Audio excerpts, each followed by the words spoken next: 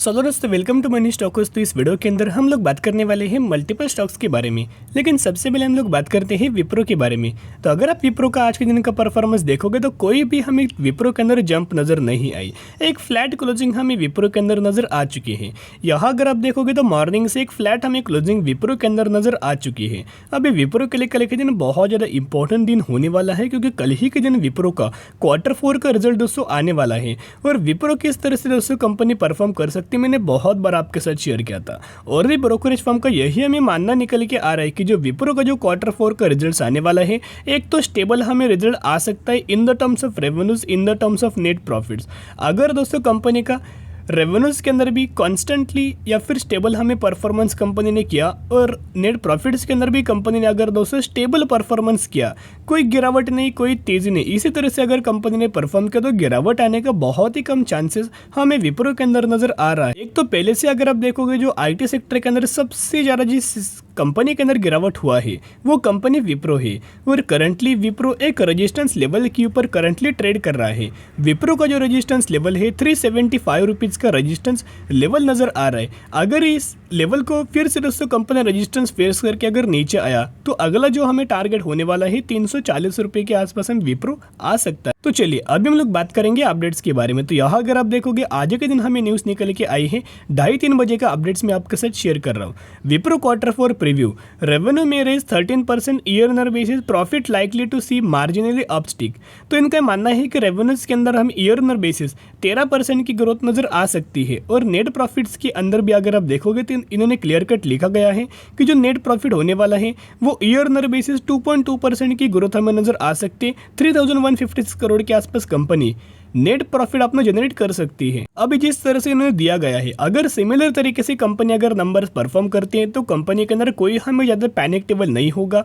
और गिरावट अगर हुआ हुई तो कोई ज़्यादा गिरावट नहीं होगा। लेकिन अगर पैरामीटर्स के अंदर फॉल आया, अगर बाई चांस रेवेन्यूज़ के अंदर फॉल आया या फिर हमें नेट प्रॉफिट्स के अंदर फॉल आया, तो आप बोल सकते हैं कि कंपनी के लिए नेगेटिविटी खबर होगा और मार्केट इसे नेगेटिवली रिएक्ट करेगा। यहाँ अगर कंपनी का अर्निंग पर शेयर देखोगे जो हमें एक्सपेक्टेड नज़र आ रहा है, जो कि मार्च क्वार्टर के लिए Q4 का रिजल्ट, तो एक्सपेक्टेड कितना है 5.74। और कंपनी कितना रिपोर्ट करती है, अगर सिमिलर तरीके से रिपोर्ट किया, रेवेन्यूज़ के अंदर जो हमें एक्सपेक्टेड है वही अगर रिपोर्ट किया, यहाँ अगर 0-0 भी दोस्तों कंपनी ने सरप्राइज किया तो भी कंपनी के लिए अच्छी हमें बात नज़र आने वाली है। लेकिन मैं इतने आपके साथ शेयर करना चाहूँगा, कंपनी किस तरह से अपना रिजल्ट परफॉर्म करेगी वो आपको पता ही होगा, क्योंकि बैंकिंग फाइनेंशियल सर्विसेज से ये जो सेगमेंट है, इसी सेगमेंट ने इन्फोसिस का रिजल्ट खराब किया, इसी सेगमेंट ने TCS का भी रिजल्ट हमें खराब किया है। और यही वो सेगमेंट है जो विप्रो के रिजल्ट भी हमें खराब कर सकता है। तो जिसकी वजह से अगर आप देखोगे कोई सिर्फ विप्रो के अंदर पैनिकेबल नहीं है, गिरावट नहीं है, ओवरऑल IT सेक्टर के अंदर इस सेगमेंट रिगार्डिंग हमें गिरावट आपको नजर आई है।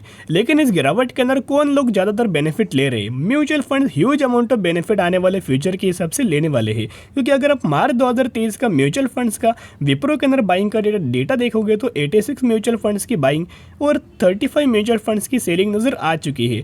लेकिन मैक्सिमम की ओर अगर आप देखोगे तो 86 म्यूचुअल फंड्स की बाइंग हमें हो रही है। यानी कि स्टॉक मार्केट के अंदर जितना हमें गिरावट हो रहा है या फिर इन IT सेक्टर के अंदर जितना हमें गिरावट हो रहा है, उतना हर एक माल हमें म्यूचुअल फंड्स बाइंग कर रहा है। कई कंपनीज के अंदर FIs बाइंग कर रहा है, कई कंपनीज के अंदर DIs हमें बाइंग कर रहा है। इनफैक्ट अगर आप म्यूचुअल FIs का भी अगर आप डेटा देखोगे तो FIs हमें विप्रो के अंदर जो बाइंग लगातार हमें कर रहा है, लेकिन इन्फोसिस के अंदर FIs हमें सेलिंग कर रहा है। तो अलग अलग FIs का अलग अलग हमें मानना होता है, अलग अलग स्टडी होता है, अलग अलग प्रेडिक्शन होता है। तो एक पिछला मैं डेटा दोस्तों आपके साथ शेयर करना चाहूँगा 2008 में किस तरह से हमें विप्रो पीट चुका था, किस तरह से सेक्टर हमें डाउन था। उसी रिगार्डिंग हमें सेक्टर करंटली डाउन है, लेकिन तब हमें रिसेशन था। अभी रिसेशन का एक फियर है, इतना दोस्तों पॉइंट समझ लीजिएगा। अभी रिसेशन नहीं आया है, सिर्फ हमें फियर हमें नज़र आ रहा है। तो 2007 से लेकर 2009 तक अगर आप देखोगे जब मार्केट पूरा गिर चुका था, पूरा मार्केट जीरो होने वाला था, उस वक्त अगर आप देखोगे विप्रो के अंदर 60% की गिरावट हमें नजर आ चुकी थी। लेकिन यही गिरावट के अंदर जिन लोगों ने बाइंग किया होगा उनका प्रॉफिट दिखेगा सिर्फ 1 सालों में। With in 1 year share holders को इस कंपनी ने 200% का रिटर्न दिया, यानी कि 60% का गिरावट हुआ। 60% की गिरावट के अंदर जो लोगों ने पेशेंस रख के होल्ड किया और ज़्यादा फ्रेश बाइंग किया, उन्हीं लोगों को 200% का रिटर्न कंपनी ने रिटर्न हमें प्रोवाइड कर चुका है। तो जिसके हिसाब से यही पॉइंट है कि जब भी हमें विप्रो के अंदर गिरावट होता है, उसके बाद हमें अच्छी कंपनी के अंदर रिकवरी आती है। करंटली भी जो गिरावट हो रहा है, उसके बाद अच्छी कंपनी के अंदर हमें रिकवरी आएगी और विप्रो के अंदर भी आने वाले समय के अंदर हमें रिकवरी दोस्तों नजर आ जाएगी। तो by on D strategy apply करके चल सकते हो। और कल के दिन विप्रो का रिजल्ट आने वाला है, तो चैनल को जरूर सब्सक्राइब करके रख सकता कि जब भी मुझे विप्रो का Q4 का रिजल्ट नजर आएगा, मैं आपके साथ शेयर कर दूंगा। तो अभी हम लोग बात करेंगे इंडिया मार्ट इंटरमेश लिमिटेड के बारे में। तो यही वो कंपनी है जिसके अंदर आपको बोनस का दोस्तों अनाउंसमेंट किया है, यानी कि बोर्ड ऑफ डायरेक्टर्स या बोनस का में कंसिडर करने वाले हैं। और बोनस कब मिलने वाला है, कितने रेशियो के अंदर मिलने वाला है, जब भी बोर्ड ऑफ डायरेक्टर्स की मीटिंग होने वाले है, उससे हो गया सब कुछ पता लगने वाला है। जिस तरह से फ्लिपकार्ट ये कंपनी काम करती है, अमेजॉन ये कंपनी काम करती है, वैसे ही इंडिया के अंदर इंडिया मार्ट ये कंपनी हमें काम करती है। मैक्सिमम के अंदर देखोगे तो अभी भी कंपनी ने 300% का रिटर्न शेयरहोल्डर्स को प्रोवाइड करके दे चुके। धीरे धीरे करके कंपनी का परफॉर्मेंस बढ़ रहा है। तो आपके नजर इस कंपनी के ऊपर रख सकते हो। और जब भी मुझे बोर्ड ऑफ डायरेक्टर को मीटिंग नजर आएगा, कितने रेशियो के अंदर कंपनी बोनस का अनाउंसमेंट करते हैं, उसके बारे में भी हम लोग बात करेंगे। तो चलिए अभी हम लोग बात करते हैं IRCTC के बारे में। तो कल के दिन दोस्तों अगर आपने एक चीज देखा होगा कि RVNL के अंदर हमें जंप नजर आई, IRFC के अंदर हमें जंप नजर आई। तो ये जंप हमें क्यों नजर आई थी? बेसिकली RVNL के अंदर 20% का अपर सर्किट लग चुका था। IRFC के अंदर ऑलमोस्ट हमें 5 से 6% की जंप आई थी। तो जंप नज़र क्यों आई थी दोस्तों? बेसिकली जंप के पीछे रीज़न मैंने आपके साथ कल के दिन शेयर किया। जो वंदे भारत जो ट्रेन है, उसका मैन्युफैक्चरिंग रिगार्डिंग हमें अपडेट्स आया था। तो यहाँ इंडियन रेलवे को फाइनेंस ये कंपनी प्रोवाइड करती है, तो इस कंपनी को भी बेनिफिट होगा। और RVNL क्या करता है? रेलवे रिगार्डिंग काम करता है, कंस्ट्रक्शन रिगार्डिंग या फिर मैन्युफैक्चरिंग रिगार्डिंग, प्रोडक्शन रिगार्डिंग हमें RVNL कंपनी एक काम करता है, बिजनेस करता है। तो इसके हिसाब से अगर आप देखोगे, बहुत बड़ा ऑर्डर हमें इन कंपनियों को मिला है। वंदे भारत ट्रेन मैन्युफैक्चरिंग करने का, प्रोड्यूसिंग करने का एक काम हमें मिल चुका है। और ये जो प्लांट हमें जो एस्टेब्लिश होने वाला है महाराष्ट्र के अंदर, लातूर के अंदर ये प्लांट एस्टेब्लिश होने वाला है।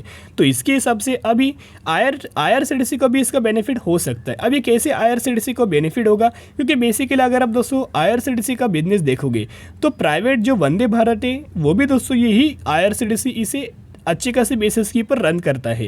तो रन करेगा तो इस कंपनी को भी हमें उसने अमाउंट ऑफ बेनिफिट हमें हो जाएगा। ये वो पॉजिटिव अपडेट्स। लेकिन आने वाले समय के अंदर हमें अपडेट नज़र आ जाएगा।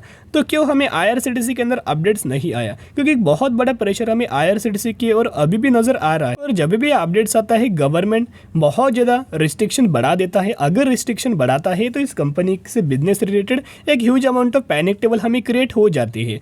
अभी अगर आप देखोगे, कोविड के केसेस लगातार 200 दिन प्रतिदिन हमें बढ़ रहे हैं। तो अगर कोविड के केसेस लगातार दोस्तों बढ़ेंगे, नए केसेस बढ़ेंगे, एक्टिव केसेस बढ़ेंगे, तो IRCTC के बिजनेस के ऊपर इंपैक्ट आएगा। क्योंकि गवर्नमेंट क्या करेगा, बहुत ज़्यादा रिस्ट्रिक्शन बढ़ा देगा। और रिस्ट्रिक्शन बढ़ाने से क्या होगा, ट्रैवलिंग लोगों की कम हो जाएगी।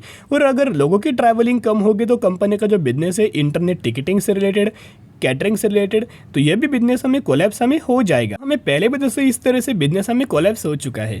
यहाँ अगर आप ये डेटा देखोगे तो ऑलमोस्ट हमें 2021 का और ये 2022 का हमें डेटा नजर आ रहा है। क्योंकि कंपनी का हर एक पैरामीटर्स के अंदर हमें जंप आपको नजर आई है। नेट प्रॉफिट्स के अंदर लगातार कंपनी ने रिकवर कर चुका है। लेकिन वही डेटा अगर आप यह 2020 के अंदर देखोगे तो आप ये देख सकते हो, मार्च 2020 के अंदर जो नेट प्रॉफिट कंपनी का था, वो पहले 206 करोड़, बाद में घट के 135 करोड़, बाद में अगर आप देखोगे नेगेटिविटी के अंदर चला गया था -25 करोड़, फिर 33 करोड़, फिर 78 करोड़, और बढ़ के कंपनी करंटली इस पोजीशन के ऊपर आई है कि कंपनी ने अच्छा खासा बिजनेस हमें इंक्रीज किया है।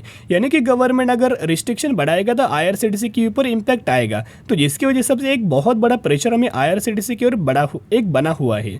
लेकिन कंपनी अच्छे, जब भी कंपनी Q4 का रिजल्ट परफॉर्म करेगी, इस क्वार्टर के अंदर भी कंपनी का परफॉर्मेंस में बढ़ने का चांस नजर आ रहा है। तो जो भी लोग IRCTC को लंबे समय के लिए बाइंग करना चाहते हो, तो बाय ऑन डी स्ट्रेटेजी आप करंट लेवल्स के ऊपर कर सकते हो। शॉर्ट टर्म बेसिस के ऊपर इस कंपनी के अंदर बाइंग मत करना, कोई आपको रिटर्न नहीं मिलने वाला। लंबे समय के लिए होल्ड करेंगे तो ही आपको इस कंपनी के अंदर रिटर्न मिल जाएगा। बहुत सारे लोगों का एक क्वेश्चन था कि क्या हमें हैप्पीएस्ट माइंड के अंदर क्या हमें गिरावट हो सकती है कि बैंकिंग फाइनेंशियल सर्विसेज रिगार्डिंग, क्योंकि हैप्पीएस्ट माइंड भी जल्दी अपना Q4 का रिजल्ट हमें पेश करने वाला है।